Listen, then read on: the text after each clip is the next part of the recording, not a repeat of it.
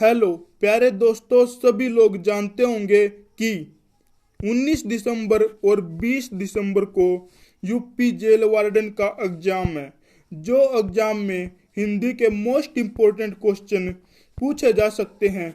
सभी क्वेश्चन आपको 9 वीडियोज के माध्यम से प्रोवाइड करवाऊंगा। अगर आपको वीडियो अच्छे लगे तो लाइक करना, शेयर करना और चैनल को सब्सक्राइब कर लेना, ताकि आपको सभी वीडियोज का नोटिफिकेशन मिल पाए और आपकी ज़्यादा से ज़्यादा मदद हो सके। अगर आप हमारी 9 वीडियोज देख लोगे तो आपका हिंदी में एक भी मार्क्स नहीं कटेगा, मैं आपको गारंटी के साथ कहता हूँ। तो चलो क्वेश्चन स्टार्ट करते हैं। संधि किसे कहते हैं? संधि का अर्थ होता है मिलना या जुड़ना। निकटतम वर्णों के मेल से होने वाले परिवर्तन को संधि कहते हैं। मैं आपको सिंपल भाषा में बता दूं कि संधि का अर्थ क्या होता है। संधि का अर्थ होता है मिलना या जुड़ना। कोई भी दो निकटतम वर्ण है, उनके जो मेल से यानी कि जो उनका जुड़ना है, उनसे जो परिवर्तन होगा उसको हम संधि कहते हैं। जैसे एग्जाम्पल, दुर्जन, दू प्लस में जन, इसका क्या जुड़ने के बाद क्या हुआ? दुर्जन। कैसे जुड़ा वो मैं आपको बताऊंगा। इन दो पॉइंट्स के नाम का रै लग गया, ऐसे जुड़ा। जैसे मत प्लस अनुसार कैसे जुड़ा? तय में तय इज इक्वल टू तय प्लस ए होता है। तय आपका आधा होता है, ए पूरा होता है। कोई भी व्यंजन जब पूरा होता है जब उसमें स्वर मिल जाए। व्यंजन वैसे तो आधा होता है परंतु स्वर मिलने के बाद पूरा हो जाएगा। जैसे तय प्लस में ए इज इक्वल टू तय बनेगा। तो ये मत प्लस अनुसार कैसे बना? तय में ए है, ये दो ए जुड़कर एक बड़ा आ बन गया। तय A plus A is equal to आ होता है। आप सभी लोग जानते होंगे, नहीं जानते हो तो अब जान लो। A plus A is equal to आ। अनुसार में तो यह आपको साफ साफ दिखाई दे रहा है, परंतु मत में आपको साफ साफ दिखाई नहीं दे रहा। मत में मैं आपको बता दूं, मैं प्लस में ए से मिलकर बना है। मैं के नीचे हलंत यानी कि मैं आधा होगा। तय भी ऐसे ही बना है, तय के नीचे हलंत plus A is equal to तय। तो ये दो ए मिलकर आ बन गया। तो जैसे मत प्लस में अनुसार क्या बनेगा? मतानुसार।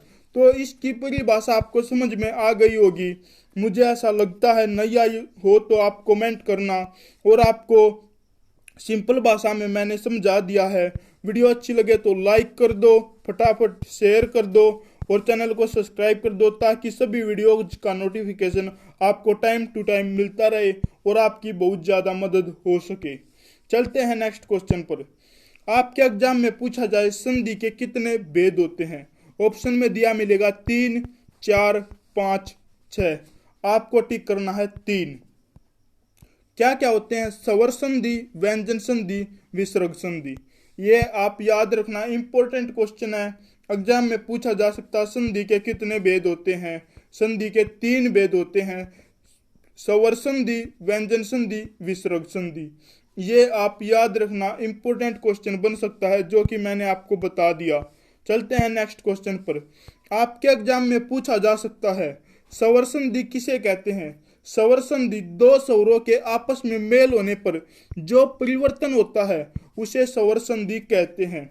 ये आप याद रखना। सिंपल भाषा में बता दूं, दो स्वरों के मेल को जो परिवर्तन होता है मेल के बाद, उसको हम स्वर संधि कहते हैं। यानी कि दो जो वर्ण होता है उनके मिलने से स्वर होने चाहिए, परंतु दोस्तों जो उनके मिलने से परिवर्तन होगा उसे स्वर संधि कहते हैं। एग्जाम्पल, जैसे परम प्लस आत्मा। पिछले एग्जाम्पल में मैंने आपको बताया था, मैं पूरा जब बनता है मैं प्लस में ए इज इक्वल टू मैं आधा होता है। कोई भी व्यंजन तब पूरा होता है जब उसमें कोई ना कोई स्वर जुड़ा हो। स्वर आप सभी जानते होंगे 11 होते हैं। और जैसे मैं में क्या है? आधा मैं plus A is equal to मैं में है ए और आगे भी है आ, तो ये दोनों स्वर हो गए। इससे जुड़ने से जो बनेगा परमात्मा। आप समझ गए होंगे, मुझे ऐसा लगता है, परंतु किसी बच्चे को समझ में ना आया हो तो मैं दोबारा बता देता हूँ।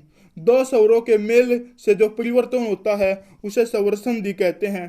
परम मैं में ए है, आधा मैं plus A is equal to जब पूरा मैं बनेगा। आप सभी लोग जानते होंगे और आ तो आपको पता ही है कि स्वर है। इन दोनों के मिलने से क्या बनेगा, ये आ की मात्रा आ की मात्रा आप जानते होंगे एक डंडा होता है उसमें बदल जाएगी और क्या बन जाएगा, परमात्मा। ये आप याद रखना। और इससे रिलेटेड और क्या क्या एग्जाम्पल बन सकते हैं आपके एग्जाम में वे भी मैं बताऊंगा। जैसे आपके एग्जाम में पूछा जाए मत प्लस अनुसार, मत प्लस अनुसार, ये भी आप सभी लोग जानते होंगे तय में ए है, आधा तय plus A is equal to पूरा तय। तो इस ए और इस ए के मिलने से आ की मात्रा एक डंडा बन जाएगी। तो क्या बनेगा, मतानुसार। ये आप समझ गए होंगे, मुझे ऐसा लगता है। जैसे और एग्जाम्पल क्या है, परम प्लस अणु। क्या है, परम प्लस अणु। ये मैं दोस्तों आपको स्वर संधि के एग्जाम्पल बता रहा हूं। जैसे मैं में हलंत plus A is equal to मैं बनेगा। तो इस ए के और इस ए के जुड़ने से आ की मात्रा बन जाएगी। तो क्या बनेगी, A plus A is equal to आ, A plus A is equal to आ।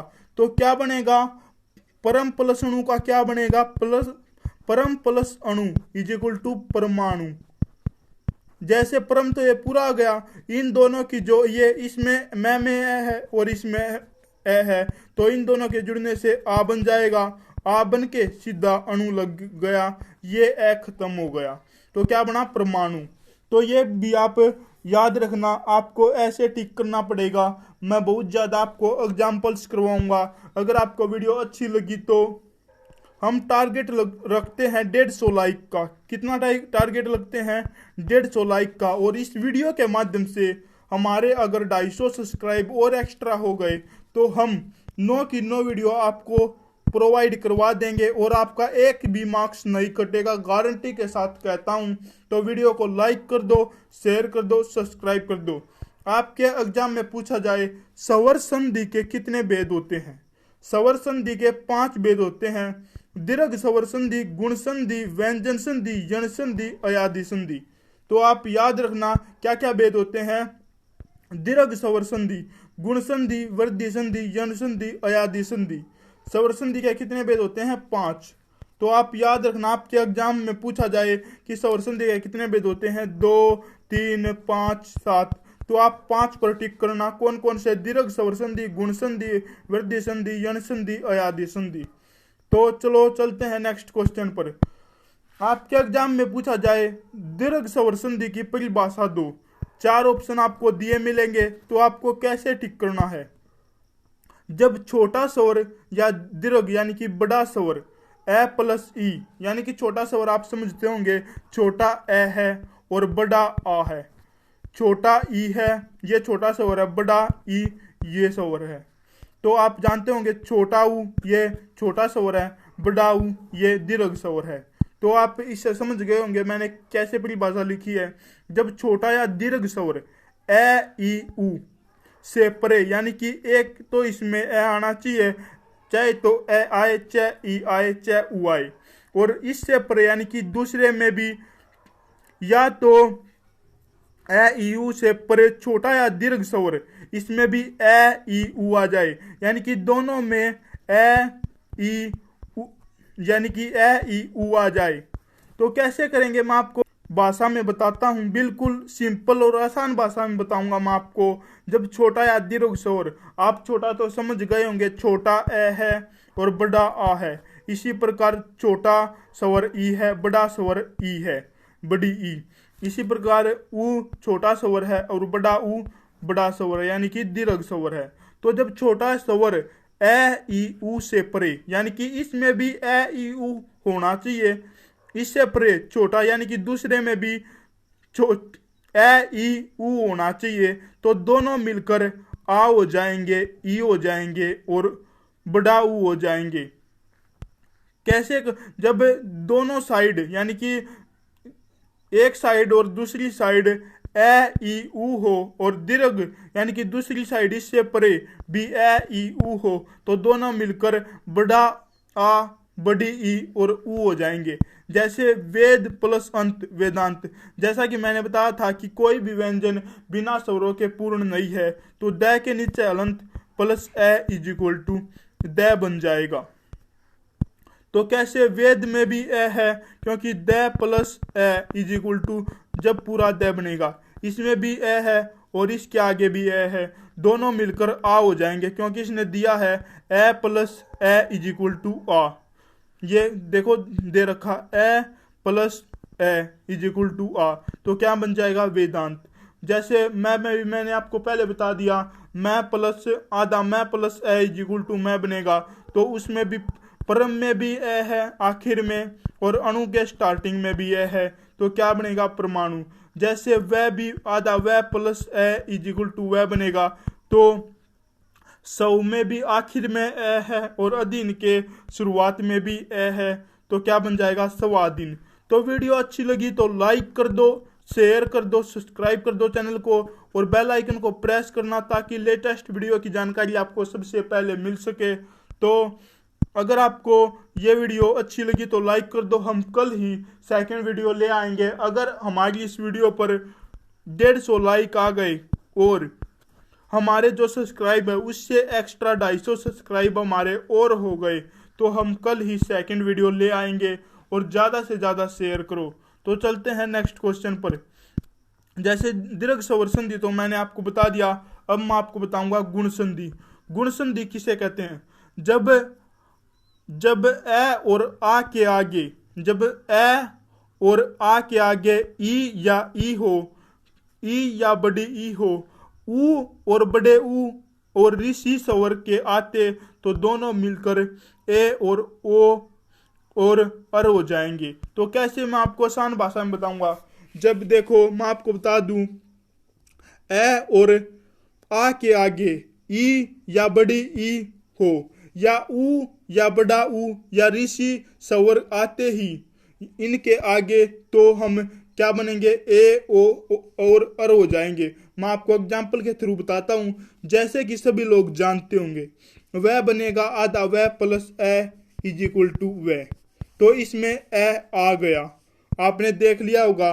तो और फिर बाद में क्या है, बड़ी ई, बड़ी ही है बाद में। तो और क्वेश्चन में क्या दिया गया है, यदि ए और आ के आगे यानी कि वह plus A is equal to वह बन जाएगा, इसके आगे इसमें वह में ई है, वह में ए है दोस्तों, मैंने आपको बता दिया। और इससे आगे जो इंद्र है इसमें ई है, तो देख लिया आपने, इनके दोनों के आते ही ए हो जाएगा। जैसे फिर क्या बनेगा, देव, देव और इन दोनों के मिलने से क्या बनेगा, ए की मात्रा और इंद्र, देवेंद्र बन गया। तो समझ में आ गया मुझे लगता है। जैसे सत्य, तय में क्या है, यह में क्या है, आधा यह plus A is equal to यह बनेगा। सत्य में क्या है, आखिर में ए, और इंद्र के स्टार्टिंग में क्या है, ई, तो इन दोनों के मिलने से क्या हो जाएगा, ए। तो आप कैसे सत्य, इन दोनों के मिलने से क्या होगा, ए की मात्रा प्लस इंद्र, स्तेंद्र हो गया। आपको समझ में आ गया होगा। जैसे राजा प्लस इंद्र क्या होगा, राजेंद्र। तो दोस्तों आज की वीडियो छोटी बनाने का मकसद यही है। अगर आपको वीडियो पसंद आई तो मैं आपको गारंटी के साथ कहता हूं, मैं आपकी 9 दिन में हिंदी कंप्लीट करवा दूंगा। अगर आपको वीडियो और ज़्यादा पसंद आई तो हम जल्द ही 9 दिनों के अंदर ही आपका मैथ भी, जो लगभग यूपी जेल वार्डन में पूछा जाएगा, कवर करवा देंगे, रोज एक चैप्टर करवा कर। तो आपको अगर वीडियो पसंद आएगी तो हम जल्द ही कल इसका सेकंड पार्ट ले आएंगे, और पसंद आएगी तो हम 1 या 1.5 घंटे की क्लास डेली लेकर आपकी हिंदी कवर करवा देंगे पूर्ण रूप से। मैं आपको गारंटी के साथ कहता हूं, अगर आप हमारी डेली वीडियो देखोगे हिंदी की, 9 दिन में आपकी पूरी हिंदी कवर हो जाएगी और आप का एक भी मार्क्स नहीं कटेगा यूपी जेल वार्डन में। तो यूपी जेल वार्डन का जिनका एग्जाम 19 और 20 के है तो उनके लिए तो ये बेस्ट है, सभी एग्जामों के लिए बेस्ट है। आज के लिए दोस्तों इतना ही, मिलते हैं नेक्स्ट वीडियो में।